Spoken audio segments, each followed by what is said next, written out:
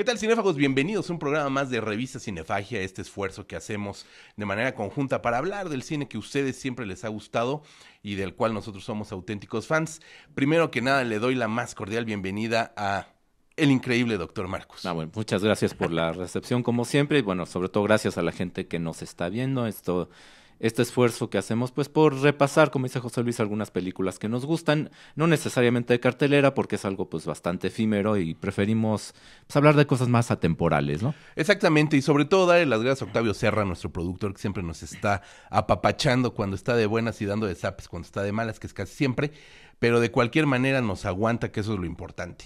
Este programa lo quisimos hacer en honor a John Carpenter, uno de los grandes cineastas de los años 70, uno de los grandes cineastas del cine fantástico estadounidense, por una razón muy sencilla, y es que el pasado jueves 7 de marzo, en el marco del Festival Internacional de Cine, el FICUNAM, festival que hace la Universidad Nacional Autónoma de México, se exhibió una copia restaurada de Viven, They Live, una película pues que se ha convertido en fenómeno de culto con el paso del tiempo. Ya lo comentaremos, en su momento no fue realmente valorada como se debería, y con el paso del tiempo, doctor Marcus, la película creció, se convirtió en pues prácticamente en un estandarte esa película. Sí, porque, bueno, tiene eso mucho que ver con el tema que maneja, ¿no? Que es una conspiración extraterrestre, pero que se da haciendo referencia directa a los mensajes subliminales, ¿no? El personaje, el héroe, pues es un tipo que se llama John Nada en la película de Carpenter, haciendo referencia a que es como un tipo común y corriente, un solitario, que por azares del destino llega a una ciudad nueva, se involucra con un grupo de rebeldes que mediante unas gafas oscuras son capaces de ver estos mensajes subliminales, ¿no? Y esto, bueno, se ha vuelto muy, muy icónico por todo el desarrollo que ha tenido después de la cuestión, digamos, de la privacidad, de la mercadotecnia, de la manipulación social, etcétera, etcétera. Aunque a mí sí me gustaría señalar que es que tampoco es que John Carpenter lo haya inventado de la nada, ¿no? No. Eran temas que se debatían desde décadas antes. Hay un libro que es muy, muy notable en ese aspecto, que es The Hidden Persuaders, de Vance Packard, que fue el primero que habló de esta cuestión de los anuncios subliminales y algo que se debatió mucho en los 70. Entonces, esto lo menciono porque muchas veces agarramos este tipo de obras, sobre todo cuando son obras de culto, y le queremos atribuir que inventaron que descubrieron el hilo negro, ¿no? Entonces, digo, sí, la película tiene sus méritos, tiene... creo que limitaciones, digamos que es como de serie B. No es tampoco que John Carpenter quisiera hacer, es un director, un autor, alguien que quiera transmitir mensajes así muy, muy grandilocuentes. Él siempre ha sido alguien que se inspira, digamos, en el cine clásico de Hollywood y lo reelabora. Y en este caso, bueno, es que sí, la película ha persistido y ha durado porque tiene este elemento adicional. Exactamente, y sobre todo una película de estas características, con el paso del tiempo, después de que trascendió la era Reagan y que llegamos a esta década y que llegamos a estos momentos de los Estados Unidos, muy en específicamente, por supuesto, ya que la película es gringa y la política estadounidense que impera en estos años y que se prevé que seguirá imperando durante unos cuantos años más, pues le da también una connotación política a una película que, como bien dice doctor Marcus, no lo buscó de esa manera.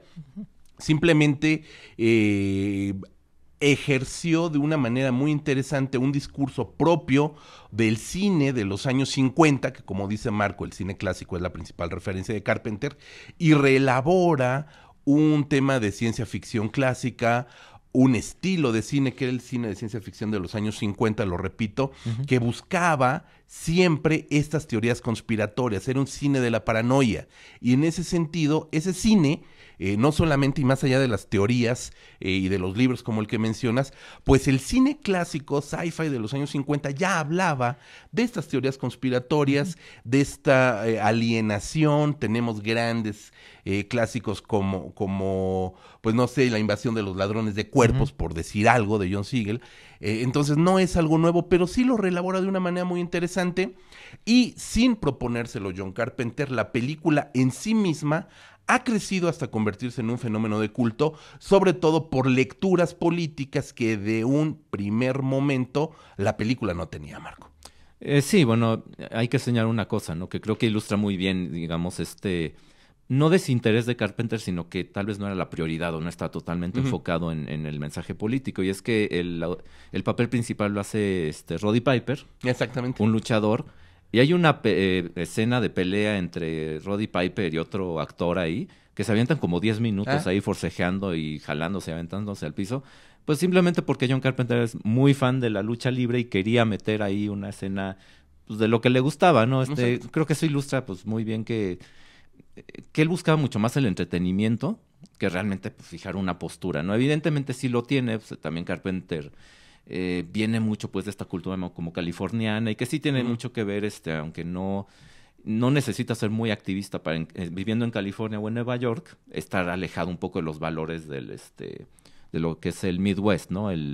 La sección más conservadora de Estados Unidos, pero tampoco es que él sea un activista, Ah, ¿no? Ni no, para nada. nada, nunca, nunca, nunca.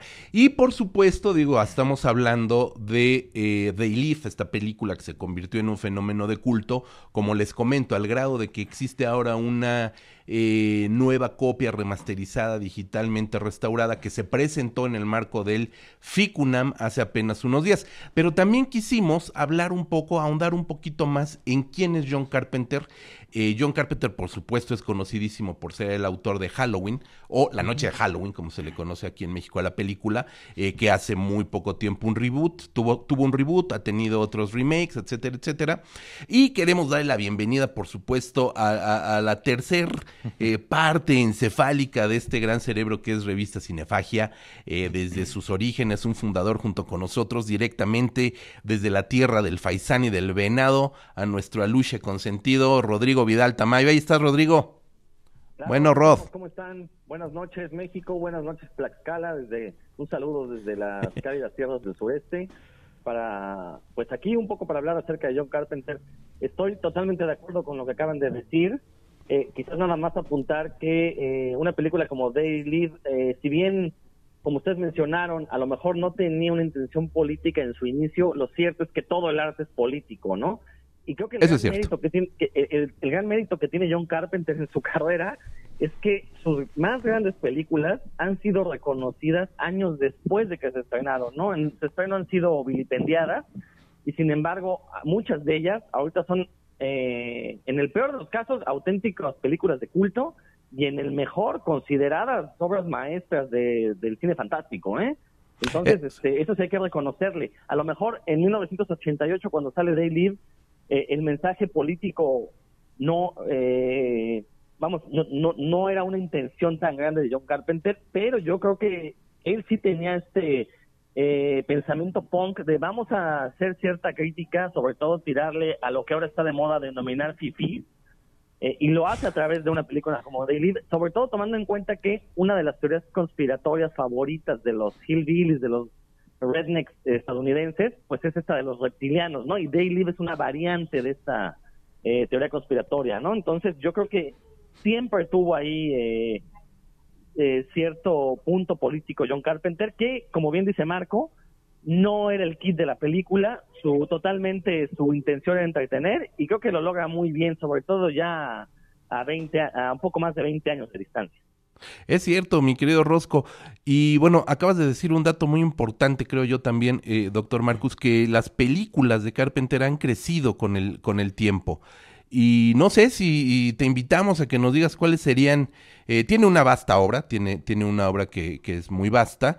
¿Qué consideras que serían las tres películas básicas de la filmografía de John Carpenter? Evidentemente Halloween, supongo, pero quizás esta es la más mediática. Tiene una obra muy impresionante que creo que vale la pena rescatar, ¿no, Marcus?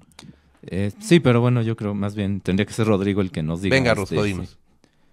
Bueno, ya nada más discrepo ahí un poco contigo. A mí Halloween, la verdad, me parece una película bastante malograda. Si acaso su mérito histórico, y eso sí hay que reconocérselo, pues inaugura como tal el género del slasher. Y bueno, a partir de ahí surgieron miliadas de copias que en algunos casos lograron superar lo que nos planteó Carpenter. Pero más que películas básicas, creo que son tres películas que valdría la pena echarle un ojo. Algunas ya son lugares comunes, pero pues son realmente lo mejor que tiene John Carpenter. Me voy a ir en riguroso orden cronológico. La primera es su ópera prima, Dark Star, una muy extraña comedia de ciencia ficción, parodiando hasta cierto punto la obra 2001 de Kubrick, y coescrita por un personaje llamado Dan O'Bannon, que ahorita lo regresaré más adelante. Pero bueno, esta película de Dark Star, como les decía, es una comedia, lo cual a mediados de los 70, cuando estaba de moda hacer cine de ciencia ficción apocalíptico y postapocalíptico, pues que de repente salga un director Nobel a presentarnos una película de ciencia ficción bastante pacheca, hay que decirlo, y la verdad es que es una película bastante bien lograda. Digo, si uno está en el ánimo de ver una película en el espacio con personajes atolondrados que tienen que manejar una nave espacial con la misión de destruir planetas, la verdad es que resulta bastante sorprendente y muy fresca para su época, aunque lo cierto es que pues ya le han caído los años encima, ya los efectos especiales se notan un tanto mal logrados, sobre todo tomando en cuenta que fue una película previa a Star Wars, entonces todavía no estaba desarrollo de los efectos especiales para cine de naves en el espacio, ¿no? Pero sin embargo me parece a mí una película muy original, muy entretenida, y sobre todo que sentó las bases para cierto tipo de cine de ciencia ficción. Mencionaba al personaje Dan O'Bannon, coescritor y actor en la película, porque él también escribió la película de Alien, que tiene muchísima influencia de Dark Star, ¿no? Entonces, allá hay que reconocer que al menos, tanto visualmente como a nivel de atmósfera, John Carpenter, sin querer, yo pienso que sin querer, también logra influir en la creación de lo que ya es considerada una de las mejores películas de terror en el espacio, Alien, el octavo pasajero. ¿Ustedes cómo lo ven? Sí, no, bueno, evidentemente creo que es una película que ha estado olvidada, sobre todo la ópera prima de Carpenter. Es una película, desconozco, Rusco, no sé si tú lo sepas, si está editada en formato casero. Está ahorita en DVD, ignoro si haya salido ya alguna edición restaurada para Blu-ray, pero al menos en DVD sí es factible conseguirla. Ok, ¿cuál sería tu segundo balazo? La segunda, pues les decía, voy a caer en el lugar común, pero es una de mis películas favoritas de toda la vida, The Thing, o como se le conoce en español, La cosa del otro mundo. Claro. Una de las más grandiosas películas que ha dado el cine de terror, de cualquier subgénero de terror que me digan, es sin duda esta película de John Carpenter, con unos efectos especiales maravillosos, unas actuaciones que, bueno, yo no sé cómo le hizo, pero John Carpenter hizo que Kurt Russell actuara. Entonces, bueno, la verdad es que creo que es una película perfecta en todos los sentidos, a nivel de música, a nivel de fotografía, a nivel de actuación, a nivel de guión, a nivel de ritmo. Creo que todos estaremos de acuerdo en que es una gran película que de veras, si alguien no la ha visto, no ha vivido para ver una de las mejores películas que el cine de terror nos ha entregado. Marcus, ¿tu opinión sobre The Thing? Bueno, sí, de acuerdo con Rodrigo. Y además es de esas películas justamente que fueron revaloradas después. Y a The Thing se le criticó mucho, y recuerdo bien porque, bueno, sí tengo la edad para recordarme cuál fue la respuesta de la crítica, que fue una película muy criticada porque se consideraba excesivo el nivel de violencia y se consideraba que los efectos especiales de Rob Bottin opacaban a la historia, cosa que, bueno, creo que los que sí tenemos muy bien ubicada y que admiramos esta película argumentamos en contra, ¿no? Decimos, no, al contrario, es un ejemplo y es una masterclass de cómo puedes hacer que los efectos estén al servicio de la historia. Y creo que esto se nota muy bien porque tú puedes ver una escena de una de estas transformaciones, porque son casi todas son mutaciones, de forma aislada, puedes ver cada escena suelta y sigue transmitiéndote esa sensación de paranoia que es muy importante dentro de esta historia en particular y que, bueno, y que por cierto también en They Live es un elemento crucial, ¿no? O sea, como que esa paranoia, esa sensación de que algo te controla, ¿no? Entonces, bueno, ahí sí, de acuerdo totalmente con Rodrigo, y sí es una obra que se ha vuelto de clásico. Y afortunadamente es una película que es de cierta manera mucho más accesible de poderse ver, por lo menos mucho más que Darkstar, es más fácil de conseguir, mi estimado Rosco. ¿Con qué más nos sorprendes? Y bueno, en tercer lugar, no por ello de menor calidad, simplemente como mencionaba, en riguroso orden cronológico, está In the Mouth of Madness, En la boca de la locura, una de las películas que John Carpenter realizó en los años 90 y que los que somos fanáticos de la obra de H.P. Lovecraft consideramos como una de las mejores películas Lovecraftianas que se han hecho en la historia. Recordemos que las mejores películas Lovecraftianas que existen son aquellas que tienen una historia original, no aquellas que adaptan directamente a una obra del cuentista de Providence. Y bueno, Esta película tiene todos los elementos de eso que se llama terror cósmico, la búsqueda, la curiosidad, la búsqueda de conocimiento, el camino hacia la locura y obviamente esta sensación de que el humano es nada ante el universo, ¿no? No somos más que un mísero grano de arena flotando ahí en el espacio. Entonces, bueno, hay algo allá afuera que podría ser mucho más grande, podría ser o no ser, o bueno, no importaría si fuera benévolo o malévolo. El punto es que para eso que es más grande y que está allá afuera, pues realmente nosotros no importamos absolutamente nada, ¿no? Y creo que no existe nada más triste para un animal tan egocéntrico como lo es el ser humano, darse cuenta que su vida no tiene sentido alguno, ¿no?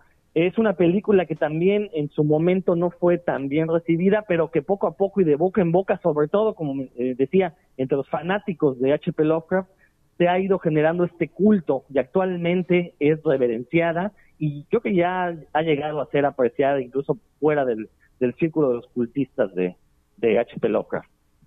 Sí, es una película también que se convirtió en un fenómeno de culto, pues, después, muchos años después, bueno, no tantos, ¿no? Pero sí algunos años después. Es una película que esa tendría que revalorarse. Creo que es de las obras que menos se han visto de Carpenter, ¿no? Pues se ha visto poco, te digo, fuera de los círculos de los que nos gusta H.P. Lovecraft. Sí, efectivamente, creo que también, así como hay una edición remasterizada de They Live, nos caería muy bien una versión remasterizada de In the Mouth of Darkness. Nada más, antes de retirarme, sí quisiera hacer un comentario. Adelante. A mí creo que John Carpenter me parece un director bastante irregular, y creo que esto se debe a que siempre ha querido someterse a los designios hollywoodenses, a los designios de la industria hollywoodense.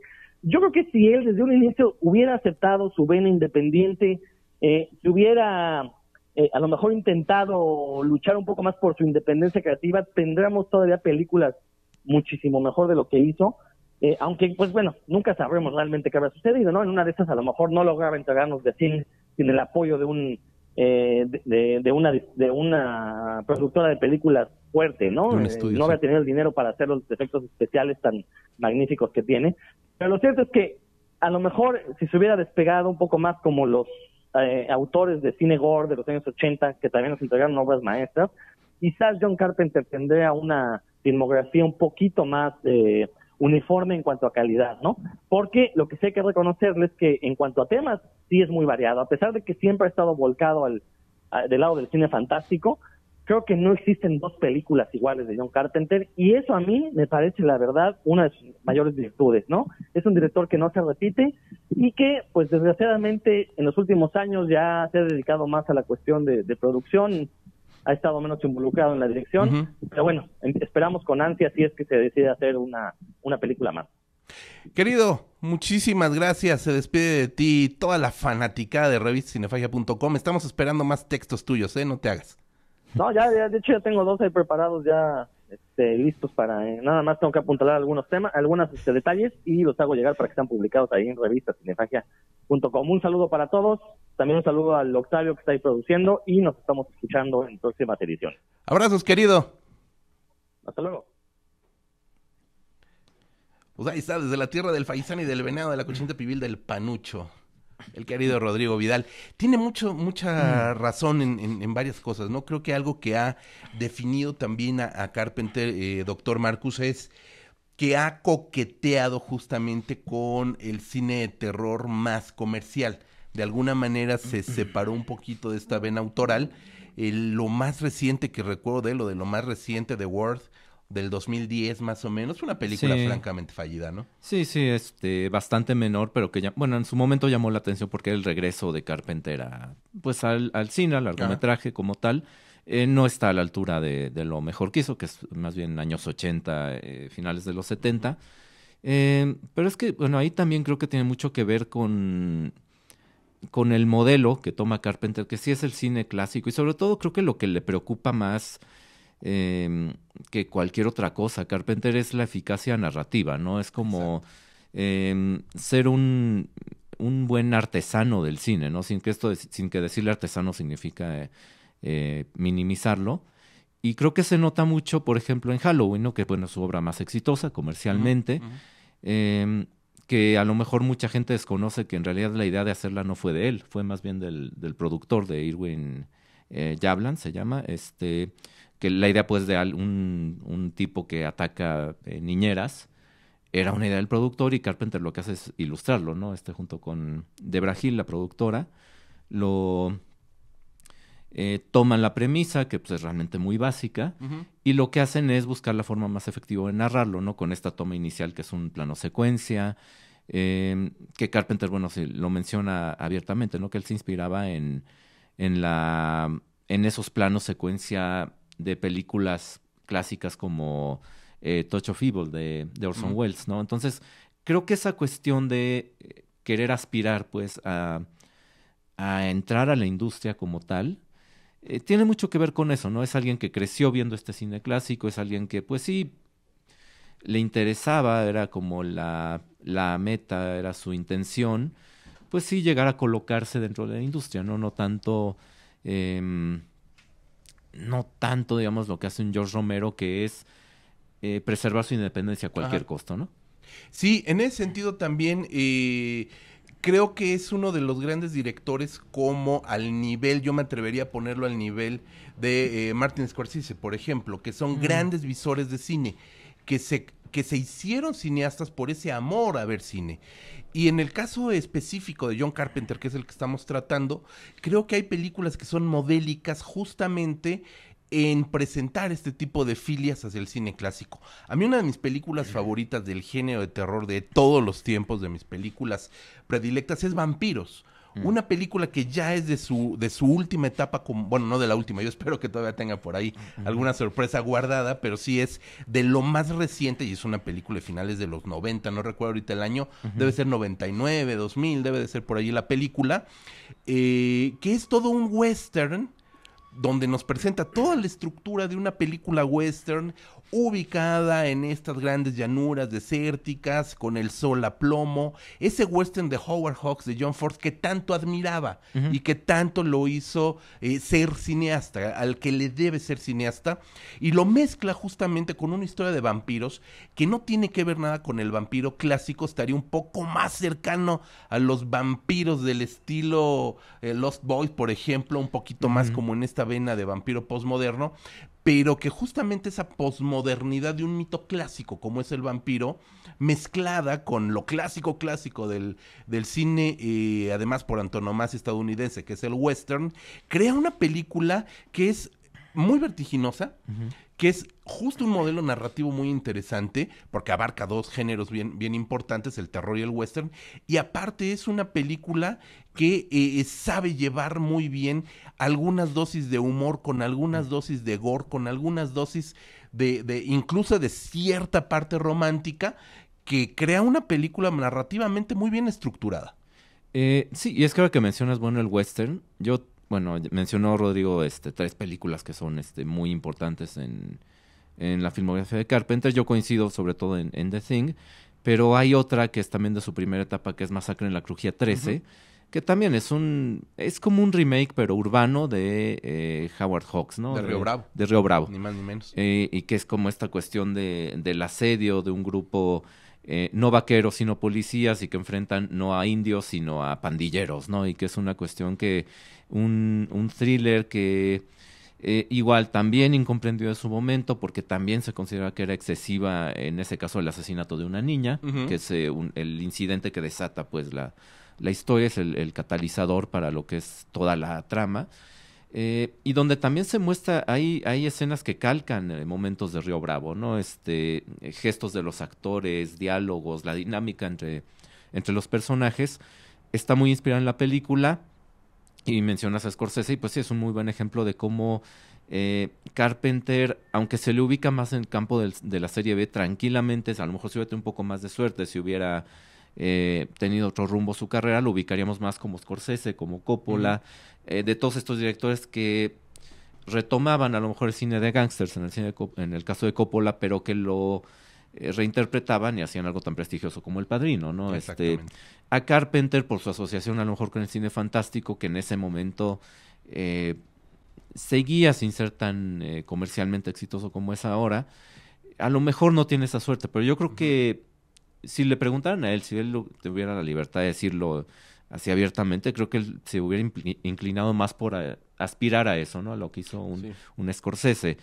Y se nota. Sí, y aparte, creo que se nota en el caso de estos directores, muchos de estos directores asociados a la serie B, cuando hacen algo distinto, cuando hacen una película que se sale totalmente de ese rango de género, ¿no?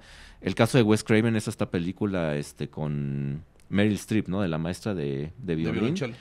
Que es un caso real, una maestra y que se sale por completo del cine de terror, que es con lo que todos lo asociamos. Pues que Craven más bien, él quería ser cineasta de lo que fuera. Pues como pasa siempre, si tu película es exitosa en un género, es más fácil que obtengas financiamiento para hacer otra también del mismo género. Y en el caso de Carpenter es un poco lo mismo, ¿no? Halloween es un éxito tan grande que él después hace Elvis, pero que es una película, es un biopic de Elvis Presley, pero para televisión, por ejemplo, ¿no? Y ahí se nota, creo, esa falta de interés de los productores, que, vaya, indudablemente Carpenter sí es un gran autor dentro del género, ¿no? Y tiene, aparte de The Thing en ciencia ficción, está Escape de Nueva York, está que también es icónica y yo la pondría también entre mis películas favoritas de él. Y Escape de Los Ángeles también. Sí, también, que es como la secuela, ¿no? Se ve que no le incomoda, pues, el género, pero yo creo que, como muchos otros directores que se encasillaron en la serie B y en el terror sobre todo, creo que si él hubiera podido elegir, hubiera podido practicar muchos más otros géneros, ¿no? Porque además tenía todo el talento técnico también para hacerlo, que eso es importante, ¿no? Citabas ahorita a George Romero, yo creo que justo y a Wes Craven, justo esta generación, Wes Craven, Romero, Carpenter, después ya más abajito pues ya vienen Sam Raimi, Frank Henenlotter, pero yo creo que particularmente esta generación que surge en los años 70, Toby Hooper, por ejemplo, también, que serían como esa pócar de haces, ¿no? Hooper, Craven, Romero y por supuesto John Carpenter, tienen los que sobreviven todavía, una muy, muy dotada característica técnica en sus películas. Realmente dominaban el lenguaje cinematográfico. Que se hayan dedicado a la serie B y en específico al cine de terror, creo que los marcó y los relegó de la industria, que por supuesto este boom que ahora vivimos por el cine de terror y por el cine fantástico, que nos hace tener películas de terror cada semana prácticamente en carteleras, y que Netflix se ha abocado, por ejemplo, a producir este tipo de productos, es porque ellos picaron piedra y abrieron una brecha. También el castigo o la penitencia por abrir esa brecha fue quedarse condenados a ese rectángulo, ¿no? De ese páramo no lograron salir, y cuando salieron, como el caso que comentabas de Craven, pues lamentablemente no eran bien recibidos, incluso eran vilipendiados peor que si hubieran hecho otra película más de género. Sí, y es que, bueno, creo que en muchos aspectos eran como adelantados a su tiempo. Y bueno, ya para mencionar yo otra película de Carpenter donde creo que se nota también esto mismo, y tiene que ver con la mezcla de géneros que él hacía, es Big Trouble in Little China, que se adelanta a toda la moda del cine de artes marciales. Es una película de 85 con Kurt Russell, que sí, se ve que se inspira mucho en este cine de hongkonés de artes marciales, sobre todo de las locuras, ¿no? Que se permitían de mezclar géneros y de poner cosas físicamente imposibles. La película fue bien recibida por la crítica en su momento, pero popularmente no funcionó, era como demasiado novedosa para su época. Sí, también eso, ¿no? Son cineastas que de alguna manera van llevando la vanguardia como una manera también disruptiva de seguir filmando, ¿no? Y muchas veces resulta ser incomprendido. Yo creo que incomprendido sería una buena palabra quizás para referirnos a esta generación. Y por supuesto a John Carpenter, que es el cineasta sí, en el sentido autoral, cineasta, que hoy estamos retomando. Tiene muchas películas. De lo más reciente que hizo, a mí me gusta mucho el episodio número 1 de la serie de Master of Horror, que es Quemaduras de Cigarro, que es una película de 1 hora, que es estupenda y que es justamente una labor de amor de cine dentro del cine, de estas películas que abordan el fenómeno cinematográfico desde afuera, ¿no? Sí, y que tiene también que ver con In the Mouth of Madness, porque esta cuestión de referencia y de metalenguaje, ¿no? El único pero que yo le pongo a Cigarette Burns es pero es algo muy común en todas estas, todo tipo de historias que te prometen una hacen referencia a algo que te va a enloquecer solo de verlo sí. y eso, es que pues no hay manera, pues no hay, es creo que humanamente imposible que puedas cumplir con esa, Sí. o sea, plasmar realmente algo que nada más de verlo enloquezcas, queda como referencia y lo resuelve muy bien Carpenter, de hecho creo que es de los episodios más logrados de Sí, sin Masters duda. of Horror en general, de todas las temporadas, pero bueno, con ese pequeño, detalle ahí, ¿no? Y es que también creo que Carpenter de repente, a veces, creo que le pasaba esto mismo, ¿no? Que la ambición de repente sí, a veces la ambición y un poco por delante de sus capacidades o incluso de lo que puede hacerse en cine. Y estoy pensando en otra que tiene mucho que ver con el western, que es Fantasmas de Marte, Claro. que también Que tiene es otra. toda la estructura de como de indios y vaqueros, aunque en este caso son astronautas y mutantes marcianos, pero que tiene una estructura narrativa de historias dentro de historias, que la verdad es que a media película ya no sabes ni, Ni para dónde va. no sabes en qué Ajá. tiempo narrativo estás, ¿no? Son flashbacks dentro de flashbacks que luego se van al futuro, entonces sí llega el momento en que sí te pierdes dentro de la historia. Habla bien de Carpenter en el sentido de lo ambicioso que es, también puede ser como escritor y como plantear conceptos. Pero también, bueno, es que también hay cosas que es muy complicado querer resolver en algo que tiene que ser muy,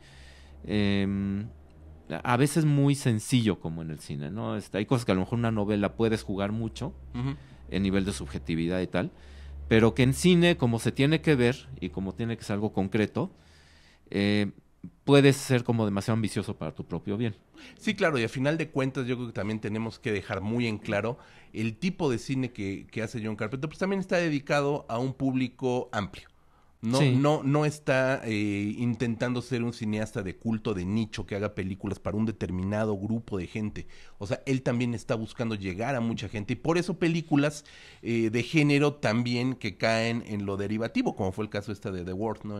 Hablando de sus últimas películas, de la misma Fantasmas de Marte, que no le funcionó del todo como quiso, la crítica la trató muy mal, fue una película fallida en ese momento y que bueno, a lo mejor yo creo y espero que todavía tiene mucho que dar Carpenter, como bien dijo Rodrigo, se ha dedicado más a hacer producción, se ha dedicado más a trabajar otro tipo de cuestiones, música, estuvo dando conciertos, hay que recordarlo, él es músico, hijo de compositor, las partituras de las películas, de la mayoría de sus películas son partituras propias, la música de Halloween, por supuesto, es una creación que yo creo que de las puras regalías de la música podría vivir fácilmente, sin ningún problema, ¿no? Sí, Entonces, sí. también se ha dedicado ya a establecerse en otro tipo de actividades, todavía está en muy buena edad para seguir dirigiendo, Manuel de Oliveira dirigió hasta los 105 años, entonces Sí. todavía le quedan unos cuantos a John Carpenter por delante, ¿no? Sí, no, y bueno, Clint Eastwood sigue dirigiendo a buen nivel y tiene ¿Qué nivel? casi 90 años y bueno, y aparte dirige y actúa, ¿no? Carpenter ahí tendría la ventaja de que él pues nomás dirige, pero sí es digo, sí, es una carrera longeva la de cineasta y esperemos que pues, sí haga algo, pues que saque algo que tenga ahí guardado, ¿no? Claro Algo que que sí. se le haya quedado ahí en el tintero, que seguramente tiene ideas como para algo que querrá expresar. Pero bueno, igual con lo que ha logrado también ya podría sentarse a dormir en sus laureles, ¿no? Sí, Digo, sin sí problema. tiene, mencionas ahorita, pues, digo, unas 10 películas que sí son... Es la tercera parte de su filmografía apenas, ¿no? Fácil. Sí, pero yo lo que quería decir es que Ya. son 10 películas que sobre todo los aficionados al terror más jóvenes, que de repente te dicen, es que yo las he visto todas de 2000 para acá.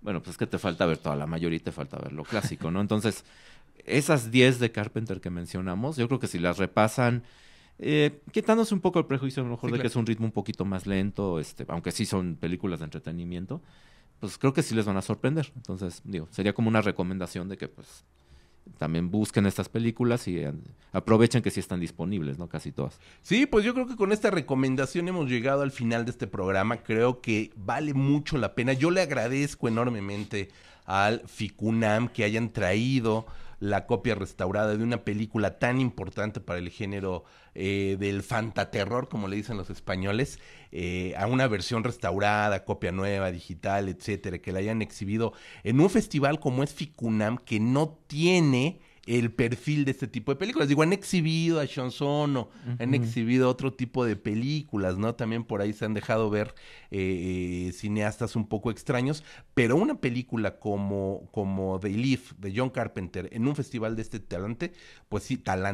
sí nos habla de la importancia de este cineasta. Sí, exacto, que un festival que es más conocido por cine contemplativo, o sea, de películas de 8 horas filipinas, sin diálogos y con tomas eternas, que de repente el peso específico que tiene Carpenter los lleve a programar algo de este tipo, sea por el mensaje político, o sea por cualquier motivo, sí te habla de que sí tiene argumentos para considerarlo como un director importante. Pues ahí está, mi querido doctor Marcus, nos despedimos. Dinos, por favor, cuáles son las redes sociales. Claro, bueno, en Facebook estamos como Cinefagia México, en Twitter es Rep Cinefagia. Les recuerdo, obviamente, la dirección de la página, que es www.revistacinefagia.com, y el Instagram nunca me lo he aprendido, pero bueno. Cinefagia. Revista Cinefagia, ahí nos encuentran también en Instagram.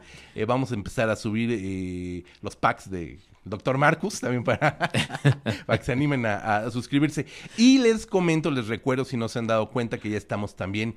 Estos programas sabemos que no todo el mundo está pegado a YouTube. Están ya también en plataforma de podcast, está en Spotify, está en iTunes, está en Google Podcast. Entonces, por favor, también Cinefagia para llevar. Sí, claro, lo pueden ver en la oficina, no mientras que trabajan, y ahí pueden estar. No los va a cachar el jefe.